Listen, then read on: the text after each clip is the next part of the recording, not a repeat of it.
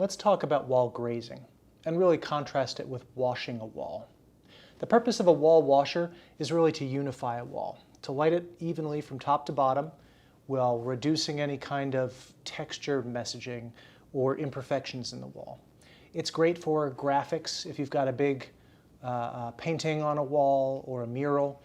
It's really a great way to draw your attention to a feature wall with the company colors on it. Grazing, on the other hand, is all about texture.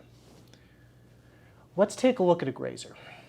So this is a fairly standard linear LED grazer. It's got some different LEDs arrayed about 2 inches apart, and there's a spread lens optic on it. So it's got a 10-degree punch by 60-degree spread. We'll take a look at a cross-section of this fixture's beam. Part of what makes a good grazer is a lot of punch along that center. That there's only a 10-degree spread this way. That's going to allow that center beam candle power to really push the light a long way.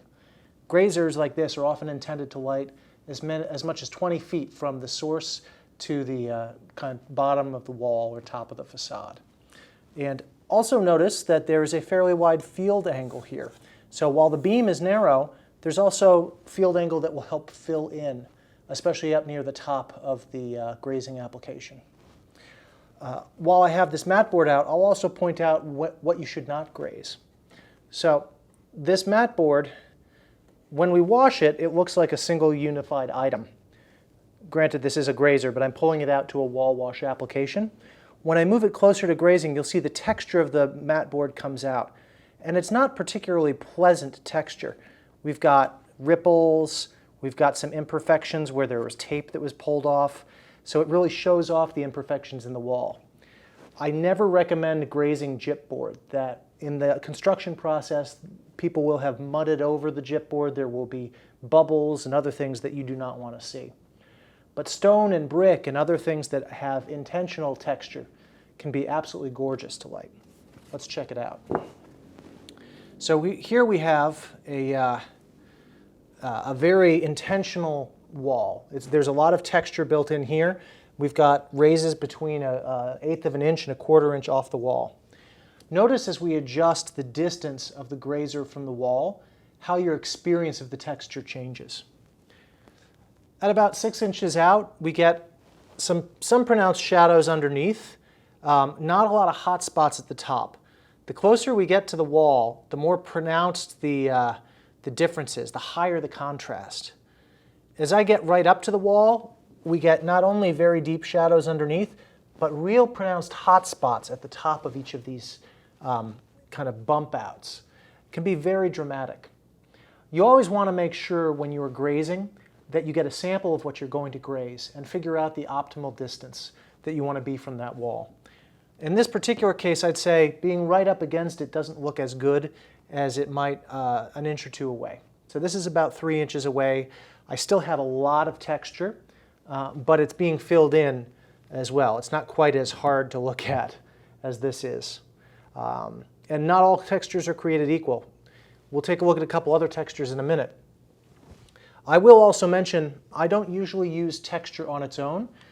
I don't usually use grazing on its own. As I pull the grazer away, this wall still has ambient light from the room in there. I use the grazer as a way to layer additional information, additional highs and lows into this medium. As mentioned, the grazer can really extend a far distance. Let's take a look at how far along this textured wall it reaches and the difference in the types of textures that it can highlight.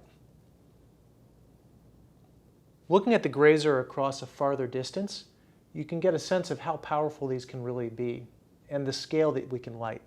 When I bring the grazer closer to the wall, it really only lights across maybe 6 feet before the beam is eaten up. But pulling this out to about 6 inches off the wall and focusing it, I can project this grazer all the way across the 3 different textures we see on this wall.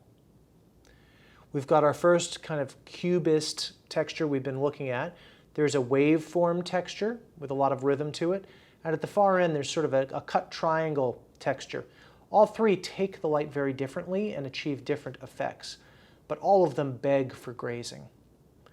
Always identify any of the any of the architectural elements that might need grazing early on in the process so that you can plan on getting mock-ups and do demonstrations to make sure the grazing effect does what you want.